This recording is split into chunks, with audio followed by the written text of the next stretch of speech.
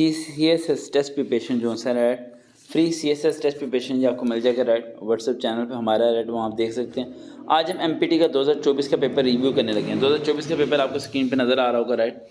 अब सबसे इंपॉर्टेंट चीज़ इसमें क्या है, सबसे इंपॉर्टेंट चीज़ ये चीज़ हमें रखनी है आप लोगों ने कि हम MPT पास करेंगे तो CSS के लिए पेपर हो सकते हैं, अदरवाइज नहीं हो सकते। आज हम MPT का जो पेपर हो चुका है जिसमें अल्लाह के फजल करम से हमारे काफ़ी तालिब इल्म कामयाब हो चुके हैं, उसके उर्दू के बारे में डिस्कस करने लगे हैं। देखें नज़र, इस शेर में कौन सी सनत इस्तेमाल हुई है। पूछते हैं वो कि गालिब कौन है, कोई बतलाए कि हम बतलाएं क्या। ज़रा जूम करेंगे तो आपको नज़र आ जाएगा। अब देखें, पहली ऑप्शन देखें, दूसरी ऑप्शन देखें, तीसरी देखें और चौथी देखें। अब ये चार ऑप्शन को आप पढ़ने से आपको MPT अगला प्रिपेयर नहीं होगा। जो अगले की बात करें 2026 में, 2025 में जो MPT देना, सॉरी। अब देखें इस शेर में कौन सी सनद, अब सनद यूज़ हुई है ना, आपने इस शेर की सनद के अलावा बाकी चीज़ें आपने स्टडी करनी है कि इस शेर का जैसे शेर आया था वही पूछते हैं शेर का शायर का नाम क्या है, ये आ सकता है। ये पूछते इस शेर का मरकज़ी मरकज़ क्या है, ये आ सकता है सवाल। इस शेर का मक्ता क्या है, ये आ सकता है सवाल। यानी इसके रेलिवेंट जो सवाल आपके बनते हैं वो सवाल आपने बनाने हैं, इसे रटा नहीं मानना। अगला देखें, अगला आपको नज़र आ रहा होगा, थोड़ा जूम करेंगे तो ख़राब हो जाता है क्योंकि पेपर की पिक्चर्स हैं सिर्फ ये। भला शायरी की किस मुसन्नफ़ की मशहूर, अब देखें वो जो अल्फाज हैं वो बताया जा रहा है कि किस मशहूर शख्स की जो सी है ना, ये गज़ल है, मनासा है, रिहाई है, क्या चीज़ है। तो इसके बारे में आपको प्रॉपर्ली स्टडी करना पड़ेगा। अब गज़ल के बारे में पढ़ें, ठीक है, मनासा क्या होता है उसके बारे में पढ़ें, और रिहाई जो है उसके बारे में प्रॉपर्ली क्या करें, स्टडी करें। तो फिर तीनों का मतलब फ़र्क आपको वाज़ेह होगा और अगली बारी आप उसे कर पाएंगे। अब मैं जो आपको होमवर्क दूंगा एंड पे वो ज़रा गौर से सुनिएगा। इल्म बदीज को कौन सी सनद में शेर में पाई जाती है।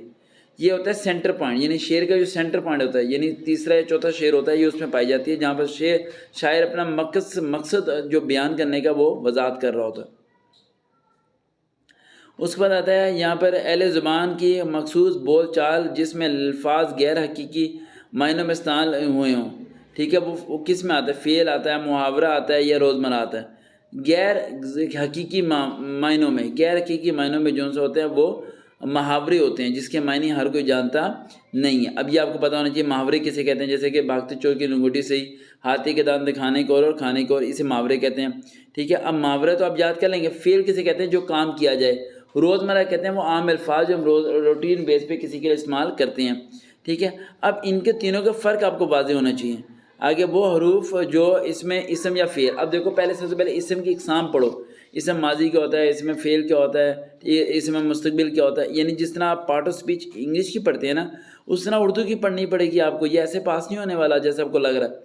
उसके ये उर्दू का भी याद है। अब मैं आपको जो होमवर्क दे रहा हूँ, ठीक है, पहले 28 सवाल तक मैं यहाँ पर आऊँ। देखिए मैं 21 से लेकर 28 तक आया हूँ, उससे नीचे मैं भी नहीं जा रहा, बाकी हम कल करेंगे।